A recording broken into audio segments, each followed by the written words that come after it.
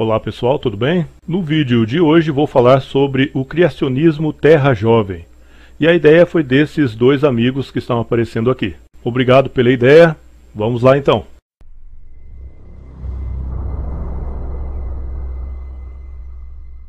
Os criacionistas da Terra Jovem ficaram conhecidos porque eles negam que o nosso planeta seja antigo. Eles negam que nosso planeta tenha esses 4,5 bilhões de anos que a ciência convencional diz que ele tem. A idade da Terra parece ser algo já bem estabelecido pela ciência. A maior parte dos cientistas acredita que a Terra tem sim 4,5 bilhões de anos. E isso, segundo eles, é confirmado por datações radiométricas, pelo estudo do passado geológico da Terra e tudo mais. Aí de repente aparece um grupo de pessoas dizendo que não, que a Terra é jovem, que a Terra não tem esses bilhões de anos. Aí muita gente vai dizer assim, não, esse pessoal só pode ser leigo, porque os cientistas estão dizendo lá que a Terra é antiga, que a Terra tem bilhões de anos, e esse pessoal aí está dizendo que ela é jovem, por quê, né? São leigos no assunto, mas na verdade não são leigos. Trata-se de cientistas dissidentes. No movimento do criacionismo Terra Jovem, existem geólogos, biólogos, paleontólogos, físicos, ou seja, são gente capacitada, mas que, de alguma forma, negam aquilo que já foi estabelecido pela ciência convencional. Mas aí muita gente pode dizer assim, não, esse pessoal provavelmente tem motivação religiosa, porque a Bíblia dá a entender que a Terra é jovem. E de repente esse pessoal aí está somente querendo adequar a fé deles com a ciência. Bom, não sei se a motivação deles é religiosa. Isso é uma coisa muito pessoal, não tem como a gente saber, a não ser que a gente faça leitura mental. E isso é impossível. De repente pode até ser que sim, podem ser motivações religiosas, qual o problema, né? Desde que eles não argumentem utilizando a religião. Já que estamos falando de ciência, né, temos que argumentar com dados científicos. E é justamente isso que eles fazem. Pelo menos até onde eu observei, é justamente isso que eles fazem. Eles argumentam com dados científicos, muitas vezes até com experiências científicas, de forma bem empírica mesmo. Só para você ter uma ideia de como os cientistas do criacionismo Terra Jovem trabalham, veja só, o carvão mineral, ele é sempre utilizado como uma prova de que o planeta é realmente antigo. Por quê? Porque o carvão mineral, ele é um sedimento fóssil e, segundo os cientistas, ele necessita de milhões de anos para ser formado. E para mostrar que não, que o carvão mineral não necessita de tanto tempo assim para ser formado, um cientista da Terra Jovem foi ao laboratório e mostrou de forma empírica que o carvão não necessita de tanto tempo assim para ser formado. Veja só.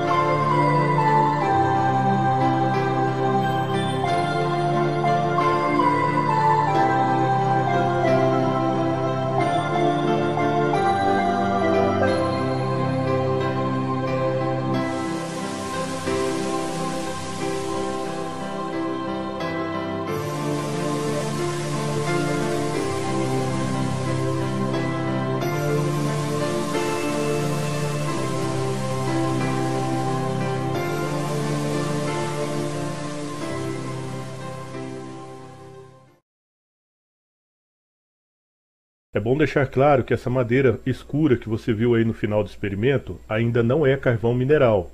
O que esses cientistas que você viu conseguiram fazer foi iniciar o processo para a transformação em carvão mineral, mas esse processo leva mais algum tempo. Mas quanto tempo levaria esse processo? Bom, os cientistas lá do Laboratório Nacional Argonne, eles fizeram o mesmo processo e eles conseguiram produzir carvão mineral sintético em menos de um ano. Os criacionistas da Terra Jovem geralmente são pessoas que acreditam literalmente no relato bíblico. E, como você pode ver, como eu mostrei aí, eles questionam toda aquela cronologia da ciência convencional, toda aquela contagem de tempo enorme, né, de bilhões, milhões de anos, porque eles acreditam que a Terra é um planeta jovem. Mas eles não argumentam utilizando religião. É claro que não, eles argumentam utilizando dados científicos. São cientistas dissidentes. Eles argumentam dentro da ciência. Um outro exemplo de como a argumentação da Terra Jovem funciona é no caso da coluna geológica, né? A coluna geológica, segundo os cientistas, conta o passado geológico da Terra. E essa coluna geológica é formada por vários estratos, por várias camadas. Tem a camada paleozoica, cenozoica e por aí vai, né? Cada camadinha dessa, segundo os cientistas, levou milhões de anos para se formar, muitos milhões de anos, né? Porque foram se formando lentamente através do acúmulo de sedimentos e tal. E o pessoal da Terra Jovem, claro, não acredita que esses estratos tenham se formado num período tão extenso assim. Para eles, todas essas camadas se formaram em menos de um ano, durante uma inundação, ou seja, o dilúvio bíblico. E para mostrar isso, os criacionistas citam os fósseis poliestrata, que são fósseis geralmente de árvores, que atravessam várias camadas geológicas de uma vez. Imagine só, segundo os cientistas, essas camadas geológicas foram se formando durante milhões e milhões de anos, com acúmulo lento de sedimentos. Aí se formou a camada proterozoica, depois acima dela a paleozoica, depois a mesozoica, depois a cenozoica, ok? Foram se formando camadas sobre camadas. Cada camada dessa levou milhões e milhões de anos para se formar. E aí, de repente, o que a gente encontra no meio dessas camadas? Um tronco de árvore fossilizado atravessando várias camadas dessas. E aí os cientistas da Terra Jovem perguntam com toda razão, como uma árvore ela poderia ter sido soterrada lenta e gradualmente durante milhões e milhões de anos, sem antes apodrecer, sem antes se decompor? É algo a se pensar, não é verdade? E isso, de certa forma, está de acordo com as inferências dos cientistas da Terra Jovem, que propõem aí um acúmulo rápido de sedimentos, ou seja, que essas camadas geológicas elas teriam se formado em pouco tempo, provavelmente num processo hidrodinâmico bem rápido. E os críticos, eles tentam explicar esses fósseis poliestrata de diversas formas. Eu aí, nas minhas andanças pela internet, eu já vi vários tipos de explicações. Teve uma vez que eles disseram assim, olha, árvores vivem muito tempo. É claro que elas poderiam sim ser soterradas lentamente, né? Porque árvores vivem muito. Aí eu disse, né? Poxa, né? A gente sabe que árvores realmente vivem muito tempo, né? Tem árvore aí que tem 3.000 anos, 4, 5.000 anos, não é verdade? Mas estamos falando não de milhares de anos, mas de milhões. Cada camadinha dessa aí, da camada geológica, possui milhões de anos. Tem camada aí que tem mais de 200 milhões de anos, segundo os cientistas. Então é claro que árvores, elas não viveriam tanto tempo assim. Isso é biologicamente impossível. E teve uma outra vez que eu vi uma outra explicação muito interessante, até melhor que essa primeira. Eu vi num site ateísta, né? Alguém ali tentou explicar os fósseis poliestrata, né? O que a pessoa fez? Ela fez um desenho que se dividia ali em 3 etapas. Primeiro ele mostrava uma árvore normal, depois ele mostrava essa árvore petrificada e depois sim, ela sendo soterrada. Ou seja, a árvore ela estaria petrificada no momento em que começou a ser soterrada. Infelizmente eu não consegui mais achar esse desenho, né? O rapaz retirou o desenho do blog dele e eu não consegui encontrar esse desenho em lugar nenhum. Eu vasculhei a internet atrás desse desenho para colocar aí para vocês verem, né? Mas não encontrei. Mas a explicação é mais ou menos essa, né? A árvore estaria petrificada no momento em que começou a ser soterrada e assim ela pôde suportar todo esse tempo sem apodrecer. É uma hipótese, tudo bem, né? Até uma hipótese legal. Mas veja bem, os fósseis Polestrata, eles não se resumem somente em árvores. Tem fósseis de animais também, você sabia disso? Muita gente não sabia. Lá na cidade de Lompoc, na Califórnia, foi encontrado um fóssil de baleia. E esse fóssil também atravessa várias camadas geológicas.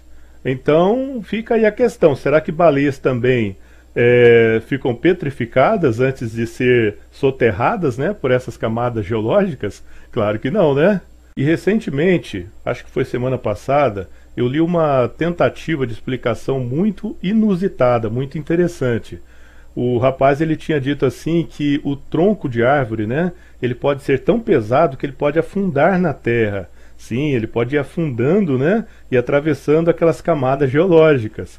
E eu até brinquei com o rapaz na ocasião, né? Eu disse assim para ele assim, poxa, só se for em areia movediça, né, para o tronco afundar dessa forma, porque não é comum a gente ver a árvore afundando na terra dessa forma, né? E tem outro detalhe que muita gente desconhece sobre os fósseis Polestrata, e talvez esse rapaz também não saiba, mas muitos desses fósseis de árvores, eles são encontrados com a raiz para cima. Nem todos eles estão na posição correta, né? Há muitos deles estão de ponta cabeça, literalmente. E isso condiz com o que dizem os cientistas da Terra Jovem, ou seja, um processo hidrodinâmico rápido. O interessante é que existem críticos da Terra Jovem que até admitem que algumas camadas são formadas de forma bem rápida, por deposição rápida de sedimentos. Eles dizem assim, não, existem camadas que são formadas lentamente, por milhões de anos, e existem camadas que são formadas rapidamente, geralmente em enchentes, veja só. Só que aí você diz assim, poxa, então você está concordando com os cientistas da Terra Jovem, porque eles também acham que essas camadas se formaram durante o dilúvio, que foi uma enchente, né? E se formaram de uma forma bem rápida, a ponto de ser possível você encontrar os fósseis Polestrata, que atravessam vários estratos da coluna geológica, né? Aí eles dizem assim, não, foi uma enchente, mas não foi o dilúvio. Mas como eles sabem disso, né? E aí fica até fácil explicar, né? Quando encontram um fóssil Polestrata, eles vão dizer assim, não, essas camadas foram depositadas bem rápido, por acúmulo rápido de sedimentos. Agora, quando o fóssil Polestrata não está presente, eles vão dizer assim, não, essas camadas aqui elas foram se formando durante milhões e milhões de anos, né? Ou seja, um argumento evasivo. Mas a coisa não fica só nos fósseis Polestratas, não. Teve um experimento muito interessante feito por um geólogo da Terra Jovem chamado Leonard Brand, lá na Universidade de Cornell, nos Estados Unidos. O que esse geólogo estava tentando entender era o que aconteceria com o solo durante um ano de enchente. Ou seja, o dilúvio. Ele está levando aqui em conta o dilúvio bíblico, como se o dilúvio realmente tivesse acontecido. Se o dilúvio aconteceu, e durante o dilúvio teve maré alta, maré baixa, ou seja, compressão e descompressão durante um ano, o que isso provocaria no solo, lá embaixo. E para fazer esse experimento, Leonard Brand criou essa engenhoca que você está vendo aí, esse aparelhinho, né? Que é constituído por 2 galões ligados por um cano, ok? E em um desses galões ele colocou água. No outro galão ele colocou vários tipos de solo. E a maquininha de Brand começou a funcionar, simulando compressão, descompressão, maré alta, maré baixa, durante 330 dias, simulando 330 dias de dilúvio. E no final da experiência, uma surpresa. Aquele galão que tinha terra, né, que tinha vários tipos de solo, formou algumas camadas estratigráficas.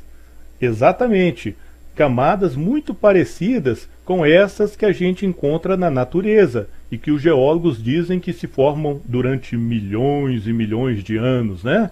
Leonard Brand provou através de um experimento que essas camadas poderiam sim ter se formado durante menos de um ano, através do dilúvio bíblico. E o experimento de Leonard Brand prosseguiu. Depois ele colocou alguns animais, né, répteis, anfíbios, aves, dentro desses galões e simulou novamente a maré alta, a maré baixa e conseguiu ali uma sequência muito parecida com aquela que a gente encontra na coluna geológica. O que indica que a posição desses animais nas camadas geológicas pode estar relacionado à densidade desses animais e não a períodos evolutivos.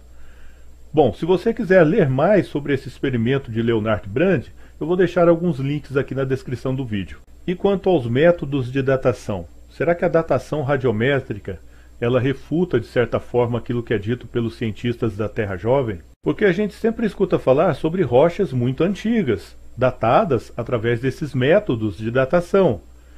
E como pode o planeta ser jovem e possuir rochas aí com 40, 50 milhões de anos? Isso não faz sentido. Nesse caso, os cientistas da Terra Jovem, eles contestam a eficácia desses métodos de datação.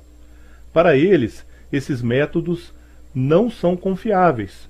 São métodos que geralmente falham na hora de datar essas rochas, ou datar madeiras, ou datar qualquer tipo de amostra. Segundo os cientistas da Terra Jovem, muitas vezes esses métodos vão dizer que determinada amostra tem milhões de anos, quando na verdade ela tem apenas alguns milhares de anos. E para provar isso, eles vão citar várias ocasiões onde os métodos de datação falharam e falharam feio. Como naquele caso, né, da concha do caracol, que foi datada lá pelo método do carbono 14, e o método forneceu uma data de 27 mil anos para o caracol, né? E o caracol ainda estava vivo. Ou seja, um caracol viver por 27 mil anos é algo impossível. Ou seja, o método estava errado, estava fornecendo uma data errada. E tem muitos casos assim, né? Tem casos em que os métodos de datação não se entendem, né? Se você pegar a mesma amostra e datar com dois tipos de métodos diferentes, os métodos vão fornecer datas diferentes para a mesma amostra. E por aí vai, né? Não dá para confiar 100% nesses métodos, infelizmente. Eu fiz até 3 vídeos sobre esse assunto. Eu vou deixar aqui os links na descrição do vídeo, caso você queira assistir depois. E em um desses vídeos eu conto um caso interessante. O Grupo HAT, para quem não sabe, o Grupo HAT é um grupo de cientistas criacionistas, né? São geólogos, astrofísicos, físicos, geofísicos, né? É um grupo de gente capacitada, né? Cuja missão é coletar dados que geralmente são ignorados por cientistas da ciência convencional. E esse pessoal foi até a Nova Zelândia para coletar algumas amostras de rocha. Por quê? Porque lá, gente, tem um vulcão que é muito ativo. E eles sabiam que esse vulcão ele tinha entrado em erupção no ano de 1975. Ou seja, quando eles coletaram aquelas amostras, eles sabiam que aquelas rochas eram bem novas. Elas não tinham nem 100 anos de idade. Aliás, hoje, né? Estamos em 2015, essas rochas têm 39 anos, ou seja, ainda não fizeram nem 50 anos, eram rochas novíssimas, né? E como eles conheciam exatamente a idade daquelas rochas, porque eles sabiam muito bem que aquelas rochas tinham se formado durante a última erupção do vulcão, que aconteceu em 1975, eles resolveram testar os métodos radiométricos. E o que eles fizeram? Eles pegaram essas amostras e mandaram para um laboratório comercial muito famoso. E o pessoal do laboratório, que não sabia a origem das rochas, datou aquelas rochas e adivinha o resultado.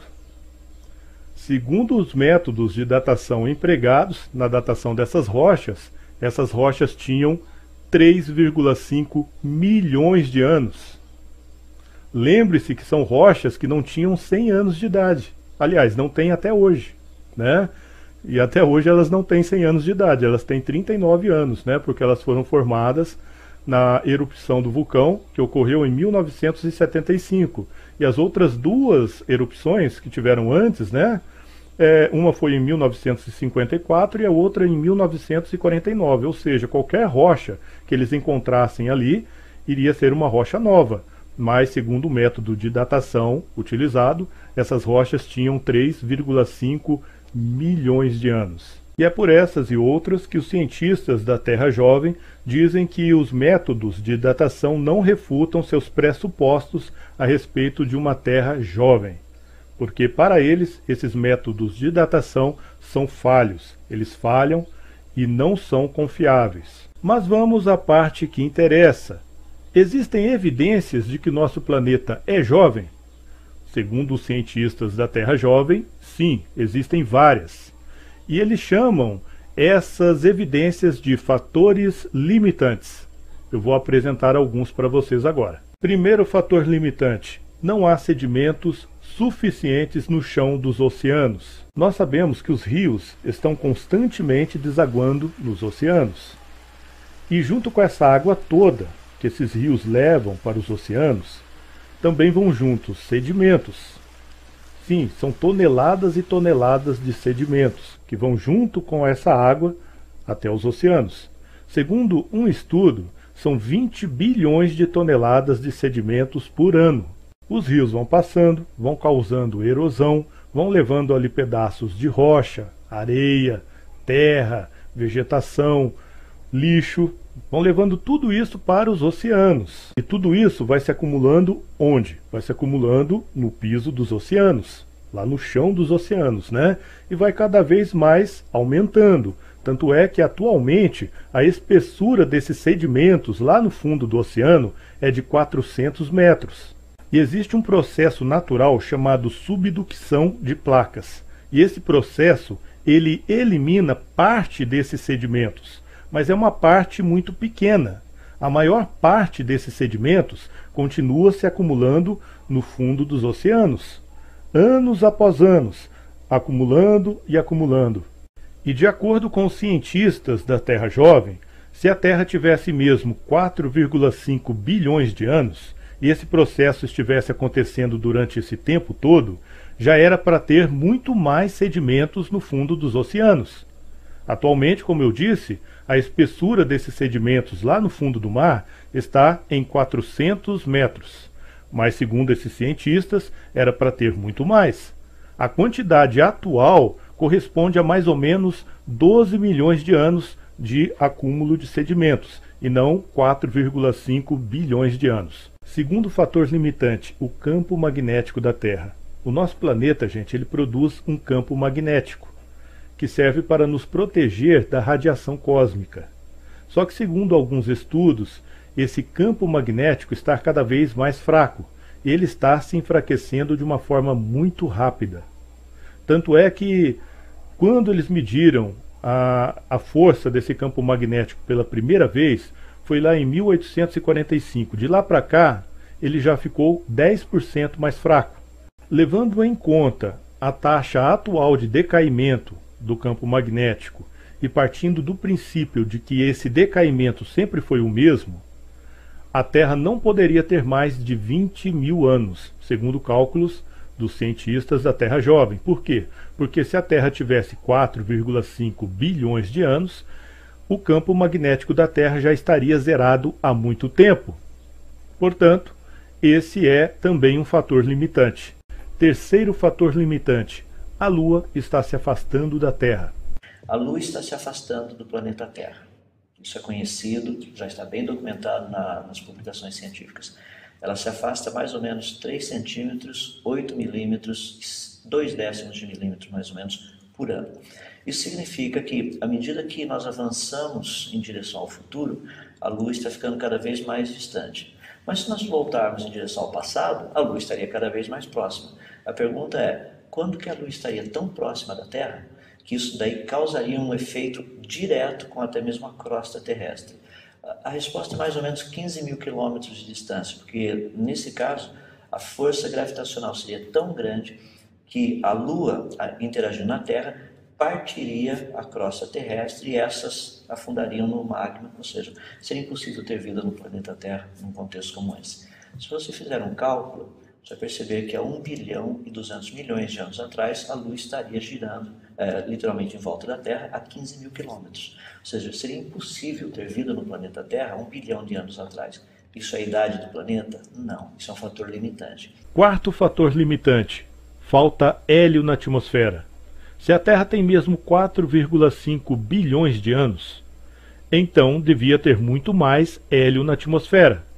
Na crosta terrestre, nós temos alguns pequenos pedacinhos de rocha, que são os silicatos de zircônio, onde ali dentro, urânio, que foi preso na formação daquele pequeno cristal, ele vai se desintegrar em chumbo.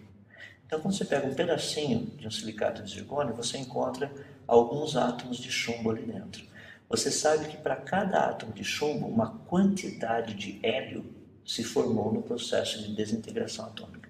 Então, nós precisamos medir quanto de chumbo tem lá dentro, eu sei quanto de hélio tem ali dentro, e se eu conseguir medir quão rápido esse hélio consegue escapar até chegar na nossa atmosfera, eu tenho todos os fatores necessários para responder a seguinte pergunta. Na nossa atmosfera, nós temos uma quantidade muito pequena de hélio. Para juntar todo esse hélio na atmosfera, que são mais ou menos 5 partes por trilhão, quanto tempo teria se passado?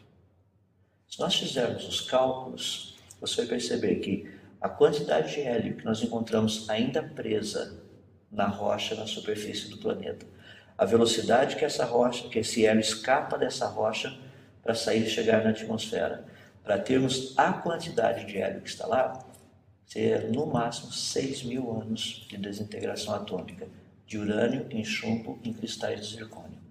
Isso cria um problema muito sério. Por quê?